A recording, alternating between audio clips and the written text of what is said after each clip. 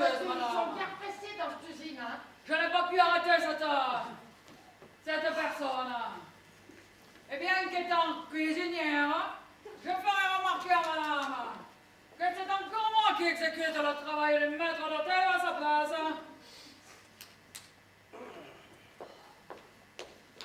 Mais enfin, qui êtes-vous donc, madame? Oh, permettez-moi de vous présenter Agathe, ma bonne amie, mon ange gardien. Ainsi donc, c'est vous, madame, qui avez empêché le suicide de monsieur. Et ouais, je suis comme qui dirait sa sauveteuse. J'essayais de persuader madame de te garder avec nous pour le déjeuner. C'est que... C'est-il que vous avez peur que je vous fasse honte? C'est-à-dire que dans cet accoutrement... Quoi? Eh ben, prêtez-moi donc une de vos vieilles roses. Et vous verrez comment que je vais vous donner des leçons de bonne manière. Je veux bien admettre que vous ayez des qualités, mais c'est bien le seul jour où je ne puis prendre de tels risques. C'est pourtant la situation que je vous impose afin d'assumer mon rôle. Mais c'est du chantage. Ce n'est qu'un peu de générosité, madame. Le temps nous presse. Venez, je vais vous donner ce qu'il faut.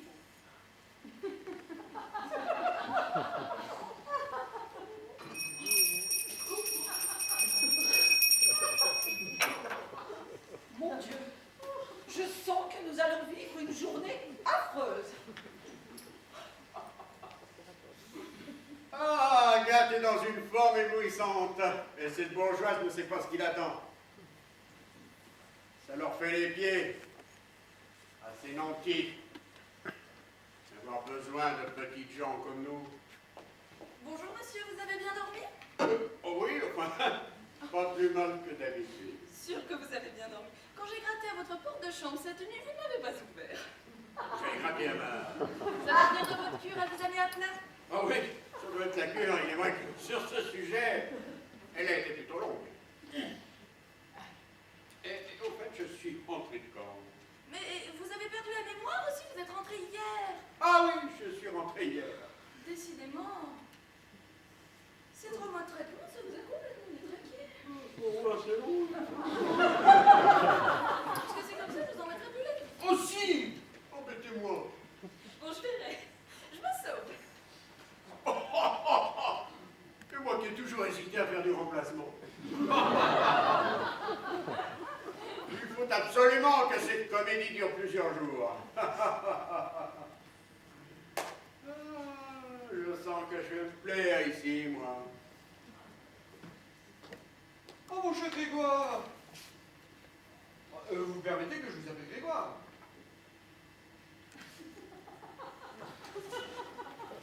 Je viens de voir la voiture du notaire franchir la grille. Mes chers amis, vous n'êtes pas encore prêts. Vous étiez au jardin. Je ne savais pas jardinier. Mais qu'est-ce qu'ils ont tous à me croire jardinier? Mon Dieu, le plus souvent, l'apparence déçoit. Il ne faut pas toujours juger sur ce qu'on voit. Le Tartuffe, acte 5, scène 3. Dites donc, je ne vous savais pas poète. Je vois que vous avez profité de votre cure pour lire les auteurs. Prenez exemple, mon ami. Essayez vous aussi de lire un peu. Bon papa, pas encore prêt. Le notaire qui vient tout juste d'arriver. Mais ne faisons pas attendre. Mais c'est au tour de maman de ne pas être là. Où est-elle donc passée? On aurait pu me donner quelques précisions. J'ai l'air faim, bon. Improvisons. Elle vient juste de partir dans sa chambre. Elle avait quelque chose à montrer à ta tante Agathe. Ah, ma tante Agathe? Oui, ta tante Agathe. Mon père a une demi-sœur dans le second lit. Elle nous fait la surprise de sa visite. Une jeune demi-sœur. Très jeune demi-sœur. Ah, ça, pour une surprise. Mais vous ne m'aviez pas dit, ma chérie, que vous aviez une tante Agathe. Enfin, si vous commencez déjà à être cachotière. Où habite-t-elle? À Paris? sa dernière résidence était vers le pont de l'Allemagne. Je la connais, elle adore le changement. Mes amis, je vous présente la cousine Agathe.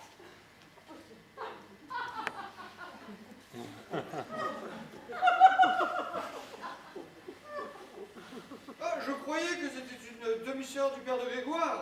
Autrement dit, votre tante. Agathe est une coquette. Elle préfère cousine. Elle dit que tante, ça la vieillit. Mais tante Agathe, un rien vous habille.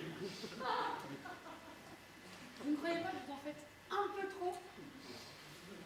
Moi, en tout cas, je la trouve plutôt colorée. Bon, disez donc, Pardon? si ça vous dérange pas trop, je pourrais peut-être en placer une. Hein? Parce que vous causez tous sur moi. Vous me reluquez comme si que je serais la Joconde. Pardonnez-nous, madame. Mademoiselle. Et il se trouve que je suis tante Agathe. Et on va pas en faire un fromage. Elle est surprenante. Oh, elle n'a pas fini de nous surprendre. Chère madame. Mademoiselle. Chère mademoiselle, je suis honoré. Et moi, je suis Agathe. Je vous présente Alban et d'Arlandry. Il n'y a pas de quoi, hein? Je suis enchanté de faire votre connaissance. Je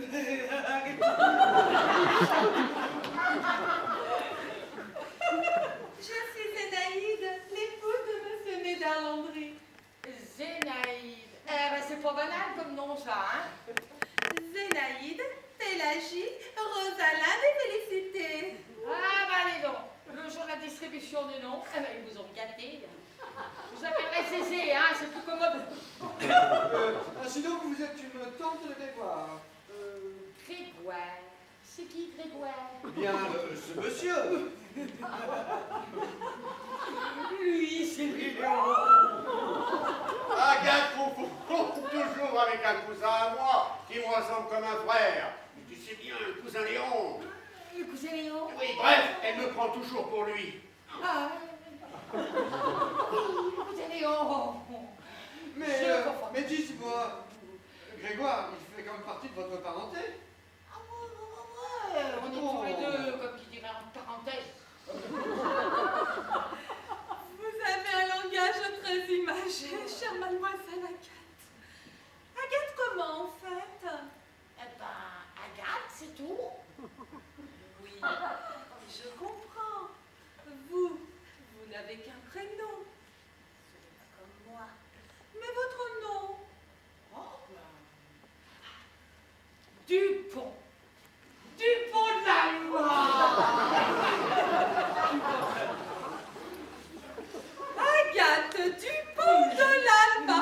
C'est merveilleux. Vous avez une particule. C'est particulier, quand même. Voilà, maintenant les présentations sont faites. Ah, mais dites-moi, mon cher, vous êtes rentré d'écurie hier, m'a-t-on dit? Racontez-nous. Oui, les cures, vous savez, hein, c'est comme toutes les cures. Hein. Mais encore. Les pains, les verres d'eau. Vous étiez à Plombières, n'est-ce pas? Oui, c'est ça. Ah, je croyais que c'était à Amélie, les bains. Oui aussi. Mais non, votre femme nous a parlé de Bourbonne-les-Bains. Et pour votre maladie de peau. Mais oui, mon ami, vous aviez une sorte de champignon. Rappelez-vous. Ah oui, champignons. Ouais, c'est fini maintenant. Et Amélie, les bains? Ben, j'y étais aussi, un mois par station, et me voilà tout racaillant. Vous nous envoyez ravis. Vous voyez, ma chère, il était à Amélie, les bains. Finalement, j'étais où? Ah, Luchon. Madame, Maître Blanchet, le notaire est arrivé, je me suis permis de l'installer dans le bureau de madame, il vous y attend. C'est bien, Émile. Allez aider monsieur à s'habiller. Pendant ce temps, nous ferons patienter Maître Blanchet. Il est vrai qu'à la mode, il faut m'assujettir, et ce n'est pas pour moi que je dois me vêtir, et c'est toujours du Molière.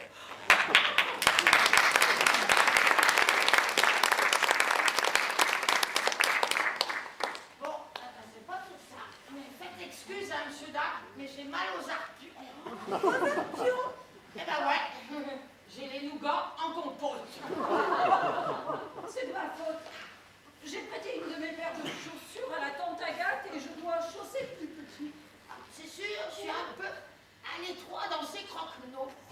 C'est votre corps qui vous fait souffrir. Ah non, mon corps est robuste. C'est mes doigts de pied. Vous avez pas une autre pierre godasse? Je vais faire venir Prudence. Elle fait au moins 3 pointures de plus que moi. Cher ami, il ne faudrait pas faire attendre Maître Blanchet. Oh, vous avez raison. Allons au bureau. Ah bah ouais, c'est ça, hein. Parce que plus vite que ce sera commencé, et plus vite que ce sera fini. Et après, on pourra peut-être casser la croûte. Parce que c'est vrai, si ça continue, on va finir par tomber d'inadmission. Et ce serait inadmissible, en effet. Dites donc, ma chérie, la tante Agathe, quelle classe! Mon Dieu, cette fois c'est sûr, nous allons passer une affreuse journée.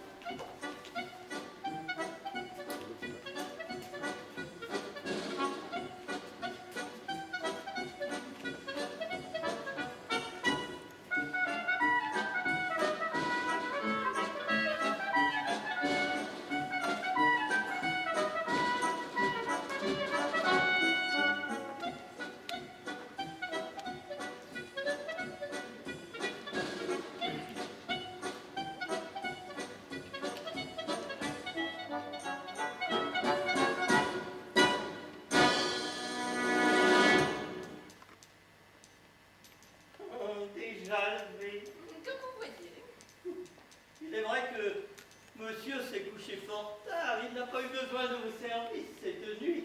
Voyez-vous ce jeune? Oh, pourtant, si vous vouliez... Mademoiselle Agathe est libre. Vous pourriez tenter votre chance. Vous êtes cruel. Laissez-moi. Vous faites mal. Un jour, vous serez à moi. Fichez-moi la paix, j'ai du travail. Oh là là, hé, arrêtez de vous chamailler. Vous allez monter toute la maison, C'est encore Émile et sa jalousie. Eh, il faut dire qu'il a de quoi être jaloux, Ah, hein. mais je lui ai rien promis. Eh, mais lui, il en pense pour vous. Il m'énerve avec ses airs supérieurs, à croire que c'est lui le patron. Faut dire qu'il a travaillé dans les grandes maisons, hein. Ça l'a comme qui dira déformé. Mais c'est pas une raison, je lui appartiens pas. Allez, petit cours. Vous êtes encore là, vous. Vous devriez être en cuisine. Oui, oh, ça va, on voit que c'est pas vous qui avez préparé le petit déjeuner, hein. Mais c'est comme pour le ménage, monsieur donne des ordres, monsieur exige. Je suis le maître d'hôtel ici et je me dois au bon fonctionnement de cette maison. Ah, autre chose. De grâce, appliquez-vous dans votre langage. C'est quoi qu'il a notre langage? Encore ce qui passe aussi bien que mademoiselle Agathe, hein. Oh, sur celle-là, elle a repris des cours de diction. Mais moi, je la trouve drôle. Drôle ou pas, elle est du côté de ceux qui se vont servir. Mais c'est vrai, elle est bien gentille avec nous, ouais. Oh, à ce qui paraît qu'elle les a bien fait rire hier au soir au repas du mariage de mademoiselle Amélie. Il y a quelques madames qui n'a pas l'air d'apprécier ses sorties. Il faut dire que depuis 3 mois qu'elle s'est installée ici, et ben l'atmosphère a bien changé. Ah, mais oui, c'est vrai. 3 mois déjà. Elle était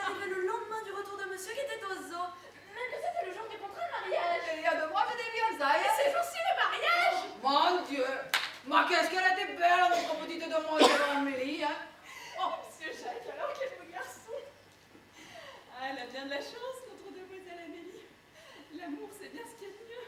Dites donc, Gonette, à ce propos, vous ne seriez pas allé traîner du côté de la chambre, le monsieur, cette nuit? Je vais à mon maître, c'est tout. Ouais, Annette, je vous connais assez bien pour savoir quand vous faites des corvées. Et là, ça n'avait pas l'air d'en être une, là. Des corvées. Écoutez, Ouais. j'ai pour habitude de tout vous raconter. Et Eh bien voilà, depuis qu'il est rentré de sa cure, monsieur a bien changé. Ce n'est Bon. plus le même. Avant, il était très sage, un peu trop même. Mais maintenant, maintenant? il est comme déchaîné, comme s'il avait du retard à rattraper. Mais t'as dit qu'il aurait dû faire sa cure bien plus tôt. Elle est alors. Vive les cures du monde, maintenant pas sur pied. On dirait que ce n'est plus le même. Mais par contre, voilà, il y a un détail que je ne m'explique pas. Lequel? Eh bien, c'est assez intime, ses rapports à son fils. Allez. Oh, j'entends quelqu'un. On vient. J'aimerais raconter ça une autre fois.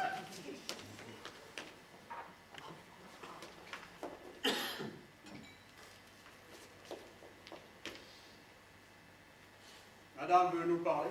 Pour vous signifier votre congé, j'espère. Vous croyez? Dame, après le mariage de mademoiselle, on ne vous a que trop vu. On n'a pas le droit de te renvoyer à Vassalon, hein? Parce que, d'après M. Alban, eh ben, dans les affaires, t'es devenu un homme proéminent. Éminent, Agathe, éminent. D'ailleurs, j'entendais pas, ce doit être madame, elle va vous dire son mot. Émile, laissez-nous.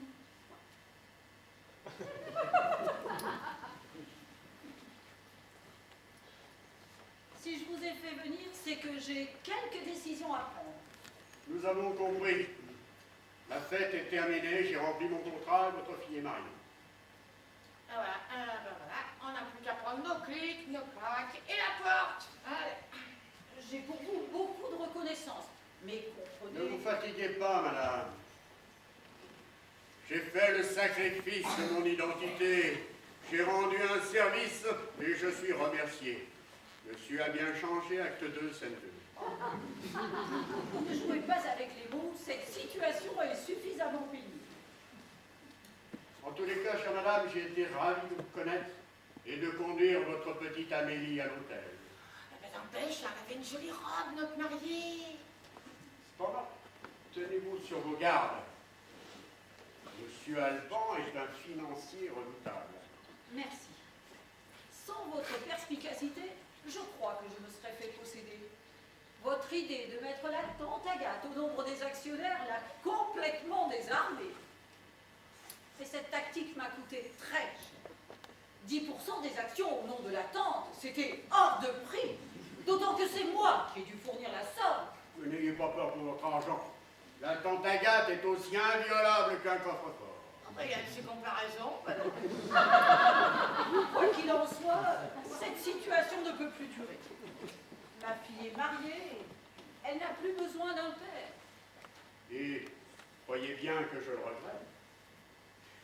Nous nous étions parfaitement habitués à cette maison, n'est-ce pas? Pas d'attendrissement. Je vous invite à faire de bagage. Bon ben, ce sera vite fait, hein. Je vais quand même attendre le départ des Médard Landry. C'est plus sûr. Et puis moi, je vais vous rendre vos robes. Parce que si je les mets sous le pont de l'Allemagne, ça fera jaser.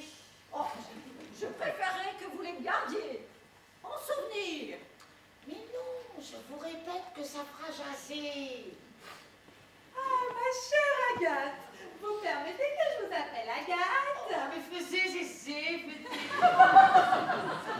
Ce petit déjeuner, composé de harengs fumés, arrosé de muscadet, un régal! Mais ne disiez pas que vous en avez jamais mangé. Vous savez, moi, les brioches au beurre et le chocolat chaud, c'était alors l'essentiel de mes petits déjeuners. Oh ben alors, moi, l'essentiel de mes petits déjeuners, c'était les harengs. Il faut dire que j'ai longtemps triché. Chère madame, votre époux vient de dire à mon mari que vous nous quittiez déjà. Hélas, très cher, ces journées de mariage de nos enfants, cela ne peut durer éternellement. Et nous sommes attendus, Alban et moi, pour le déjeuner chez les Comme c'est dommage. Aussi, je vais vous demander la permission de prendre congé pour parfaire ma toilette. Mais je vous en prie, ma chère Zénaïde. C'est une bien brave femme, hein, pas vrai? Oh, vous! Non seulement vous nous envahissez, mais en plus vous apportez dans cette maison vos façons de vivre dont on se serait bien passé. Et quoi qu'elles ont, mes façons de vivre? Chère tante Agathe, puisque tant il y a, toutes vos manières de pauvre, vos indélicatesses, votre langage vont faire de nous la risée de nos relations. Ah bah moi, j'aime pas changer mes habitudes. Oh, était-ce une raison pour débarquer tout à l'heure au cours du petit déjeuner avec vos harengs que vous avez posés sans façon sur la table? Dame, c'était mon casse-croûte. Oh, du coup, vous avez invité les beaux-parents dont ma fille a goûté. Oh, Et ils se sont régalés. fille, vous avez sorti un reblochon. Oui, quel reblochon! Ah, pour sûr qu'il avait de l'âge. C'est comme ça que je les aime. Oh, de l'âge! Oh, et du parfum, oui! Et ça aussi, j'aurais aimé. Oh, peut-être, mais ce n'était guère l'heure. Bon, bah, avec vous, de toute façon, c'est jamais ni l'heure, ni le moment. Tout ce que je dis, tout ce que je fais, c'est toujours à côté. N'empêche qu'au jour d'aujourd'hui, je suis devenue actionneuse dans vos affaires. Et tiens, Actionneuse. Enfin, je veux dire, actionnaire. La bonne idée qu'il a eue là, votre Léon. alors d'abord, c'est pas mon Léon, c'est Léon tout court. Hein? Et puis alors, vous ne plaignez pas, on va débarrasser ce plancher. Sur ce, je vais faire ma valise. Je vous en prie, ne me donnez pas de fausses joies. Encore 1 heure ou 2, et cette maison va retrouver enfin un peu d'ordre. Tiens, vous êtes encore là, vous? Je cherche Agathe, vous l'avez pas vu? Non. De toute façon, vous n'allez pas tarder à des guerres pires. On ne vous a que trop vu. Allons du calme, Émile, ça fait jamais 3 mois que vous nous supportez. 3 mois de trop. Si j'avais été madame, le soir du contrat, vous seriez parti. Tout serait rentré dans l'ordre. Voyons, Émile, vous savez bien que depuis chaque jour, pendant 3 mois, j'ai rencontré M. Alban. Et s'il fallait que je lui donne rendez-vous dans mes quartiers, c'est-à-dire sous le pont de la Loire. Oui, enfin, madame aurait pu prétexter un départ imprévu. Je ne sais pas, moi. Une nouvelle cure, par exemple. La vie n'est pas si simple, Émile. Et les circonstances nous obligent parfois à revoir nos projets. De toute façon, moi, je vous donne 24 heures pour quitter cette maison. Pourquoi vous y allez? 24 heures, pas une de plus, sinon je vous fais expulser par la police. Eh bien, Émile, est-ce ainsi que l'on s'adresse à son patron? vous étiez là, monsieur Alban? Oui, et je n'apprécie guère votre ton. Pardon, mon cher, il s'agit d'un malentendu. Ah. Émile venait de me raconter une mésaventure survenue chez ses anciens patrons. Oui, un jour qu'ils étaient partis en villégiature pour la Suisse, un jeune couple se présentait chez eux comme étant des cousins éloignés de passage à Paris. Alors Émile ne put refuser de les héberger. Et après quelques jours, ayant pris ses renseignements, il s'aperçut que ces jeunes gens étaient des intrus profitant de l'absence des propriétaires. Oh, mais quelle audace! Aussi, et c'est ce qu'il était en train de me raconter, il les pria de vider les lieux immédiatement. C'était bien la moindre des choses. Il y a des gens qui ont du culot, pas vrai? Comme vous dites. Sous prétexte qu'ils y font croire qu'ils sont des parents, eh ben ils se croient tout permis. Bon, Qu'est-ce qu'ils me feront entendre? calmez-vous, chère Agathe, ce n'est pas ici que de pareilles choses pourraient se produire. Vous voulez que je vous dise? Oui. Eh ben ceux qui font ça, ils n'ont pas d'éducation. Oublions cela. Chère Agathe, quel petit déjeuner. Et c'est à vous que nous devons ce moment inoubliable. Elle a des talents cachés, notre chère tante, n'est-ce pas, Eugénie? Sans doute, sans doute. Enfin, dommage qu'il faut que vous y soyez partis. Hein. Je vous avais dégoté un petit sauciflard. Un sauciflard? Un saucisson d'Audergha et fagot. Je n'en doute pas. Mais ce sera pour une autre fois, hélas. Ah bah tant pis. Cher Alban, n'oubliez pas notre réunion d'actionnaires dans une quinzaine. Ah bah faudra peut-être que j'y sois aussi. Ce ne sera pas nécessaire, mon Agathe. Je vois, cher ami, que ce mariage ne vous a pas fait perdre le sens des affaires. Elle est redoutable. Oh, ça, je le savais. Mais ce qui m'étonne le plus, mon cher, c'est votre détermination à vous. On m'avait dit que vous n'y connaissiez rien aux affaires. Mais c'est faux. Vous êtes encore plus redoutable que votre épouse. Ah non, mon cher.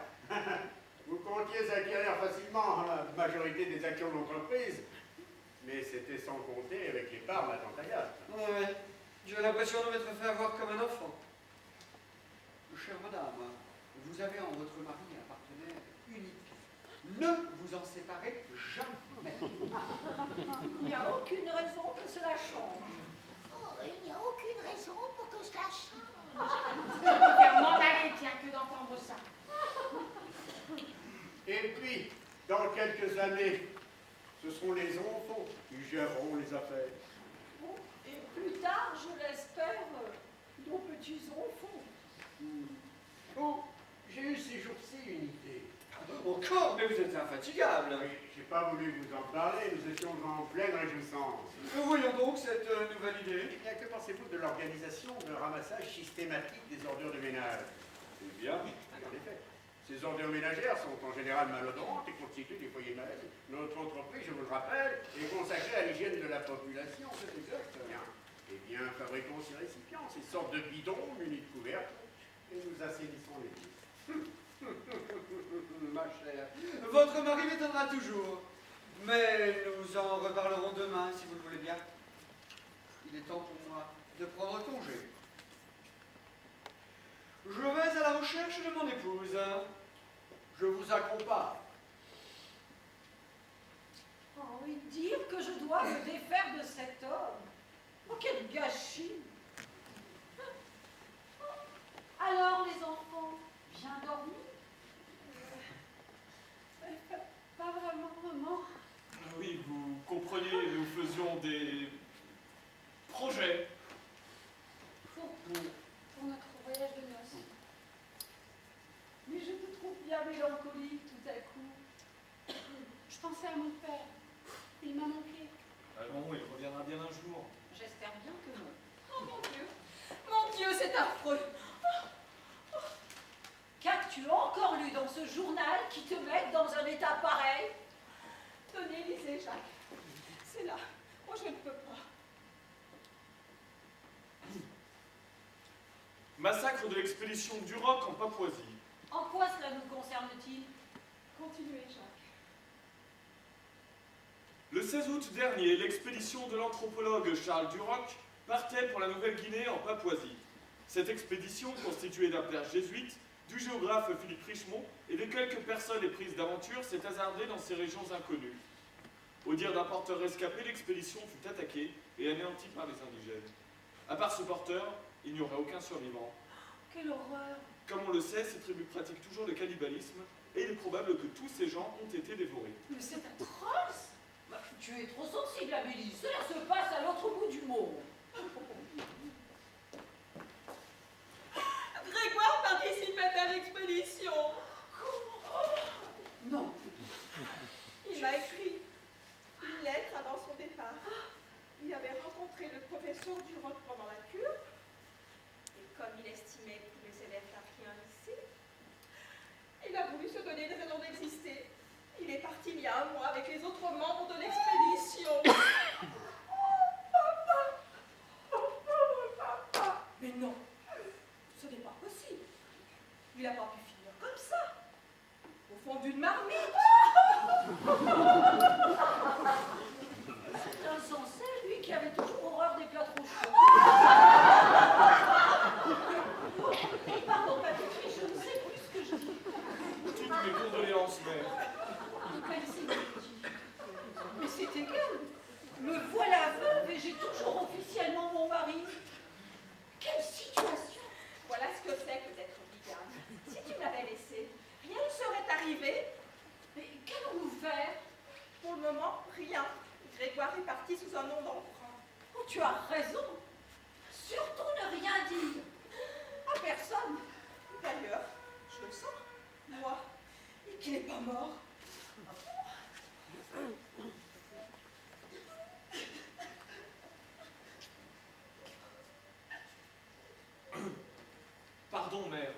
Mais ces nouvelles bouleversantes nous ont fait oublier, Amélie et moi, que nous avions quelque chose à vous annoncer.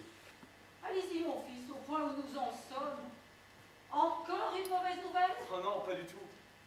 La tante Agathe vient tout juste de léguer toutes les parts qu'elle détient dans l'entreprise à votre fille. C'est une plaisanterie. Non. Elle dit que c'est pour son cadeau de mariage. Quelle femme adorable, n'est-ce pas? Mais c'est insensé, faire un tel cadeau quand on n'a pas un sou. Cette femme est folle. Oh, très généreuse. Et dire que je suis en train de les renvoyer comme des employés indélicats. Finalement, plus rien ne presse. Je suis veuve. Mon mari ne risque pas de faire irruption à tout instant. Et si je les gardais encore quelque temps? Après tout, ils sont inoffensifs. Et Léon possède un véritable sens des affaires. Si seulement Grégoire avait eu ce don. Oh, et puis il est bel homme. Et s'il était un peu plus fortuné, je ne dis pas que... Mon Dieu, quelle situation!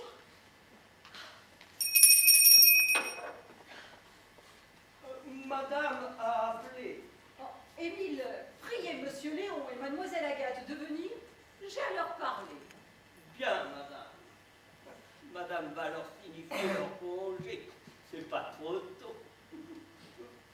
Puis-je me permettre de rappeler à madame que madame devait doubler mes gages? Oui, c'est vrai, j'avais oublié. J'y penserai. Merci, madame. Je vais les garder encore quelques mois, le temps de mettre en place cette histoire de ramassage d'ordures de ménage. Après, nous verrons bien. Vous désirez nous revoir avant notre départ? Vous parliez sérieusement tout à l'heure avec votre histoire de récipient pour ordures. Oh, je suis sûr que notre civilisation organisera cette collecte dans un avenir très proche. Et il serait judicieux de ne pas rater ça. C'est une sorte de prophétie que vous décrivez là. Ah, mais n'écoutez pas. Si ça continue, il va vous faire prendre ses prophéties pour des lanternes. Je ne connaissais pas cette expression, mais pourquoi pas? Restez encore quelque temps pour m'éclairer avec vos lanternes et mettre en place ce nouveau projet. Bon. Ben, vous savez, s'il lui vient une idée comme ça, et ben, toutes les semaines, et ben, vous n'avez pas fini de nous avoir sur le dos. Hein. Oh, je ne peux quand même pas me séparer d'une tante Agathe qui vient de faire un cadeau si somptueux à ma fille. Ah, mais vous parlez de vos actions. Oh, vous les en pour amour. Mais quand même, vous auriez pu utiliser cet argent pour faire quelques folies. Oh, vous savez, l'argent et moi, on est comme qui dirait un peu fâchés. Agathe est un vrai panier percé. Bien. Retournez dans vos chambres et défaites vos bagages. Oh, mais je vous répète, hein, ce sera vite fait. Mais je n'avais pas osé emmener vos robes. Monsieur Léon, Madame, puis-je vous parler? je suis à vos ordres, madame. Madame. Et quand nous sommes seuls, appelez-moi Eugénie. Tout simplement.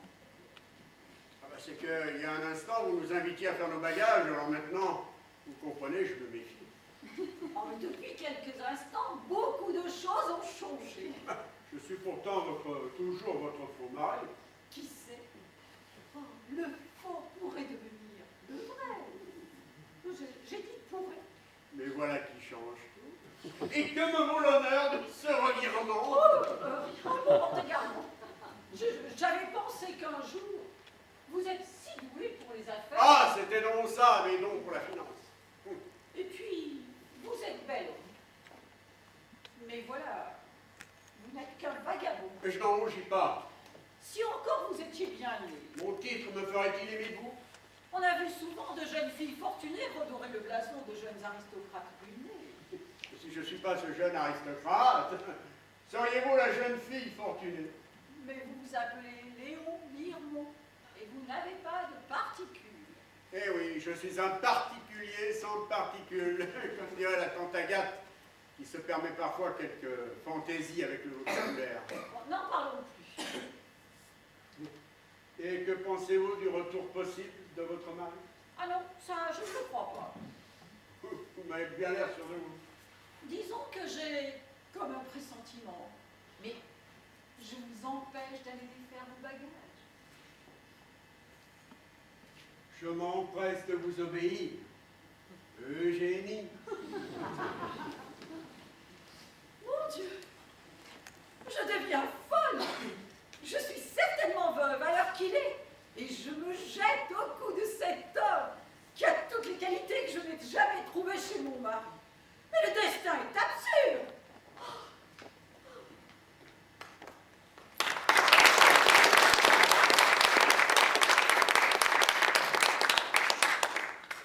Annette, Qu'est-ce qui se passe? les maîtres sont occupés. Vous n'avez pas fini de me raconter vos impressions tout à l'heure?